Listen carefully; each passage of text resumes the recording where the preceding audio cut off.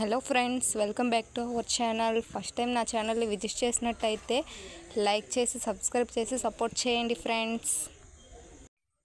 పెళ్ళి గురించి చెప్పాలంటే ఒక బుక్ రాసినా సరిపోదండి. ఎందుకంటే ఒక్కొక్క మతం వాళ్ళు ఒక్కొక్కలా జరుపుకుంటారు.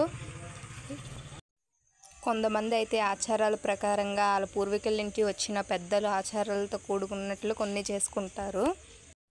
నేను ఇప్పుడు చూపించే ముహూర్తపురాట హిందూ సాంప్రదాయకంగా జరుపుకునేది. ఈ ముహూర్తపురాట అనేది పెళ్లి కొడుకు పెళ్లి కూతురు పేరు బలాల బట్టి ఏ రోజు చేయాలనేది డిసైడ్ చేస్తారు పంతులు గారు. ఎంగేజ్మెంట్ అయ్యిందంటే సగం పెళ్ళి అయిందని కొందరు అనుకుంటారు. ఇంకొంతమంది ముహూర్తపురాట అయితే పెళ్ళి సగం అయినట్లే అని మరికొంతమంది అనుకుంటారు. పెద్దవాళ్ళు అంటూ ఉంటారు, ముహూర్తపురాట వేసేసాక బయట ఊరు ఎక్కడికి వెళ్ళకూడదని, మన ఊరు సరిహద్దు దాటకూడదని. కానీ అప్పుడు రోజులు అయితే ఇప్పుడు లేవు, అంతా మారిపోయింది. కానీ పెద్దలు చెప్పారంటే ఎంతో కొంత విషయం అయితే ఉంటుంది సైన్స్ ప్రకారంగా. కొంతమంది అయితే పెళ్లి కొడుకుని చేయడం అంటూ ఒక కార్యక్రమం పెట్టుకుంటారు కదా. కొంతమంది మాత్రం ముహూర్తపురాట చేసేటప్పుడే పెళ్లి కొడుకుని చేస్తున్నారని అంటారు. ఈ ముహూర్తపురాట వేసేటప్పుడు ముందు రోజే అందరినీ పిలుస్తారు.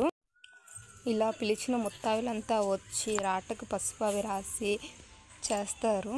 ఇంకొక విషయం అయితే చెప్పడం మర్చిపోయానండి. ముహూర్తపురాట ఎన్ని రోజులు ముందు పడినా సరే అక్కడి నుంచి నాన్ వెజ్ అంటూ తినకూడదండి. ఇలా పంతులు గారు వచ్చి ముహూర్తపురాట అంతా కంప్లీట్ అయిపోయాక ఆడవాళ్ళందరికీ ముత్తైదువులకి తాంబూలం అంటూ ఇస్తారండి. పెళ్ళికొడుకు బ్లెస్ చేయమని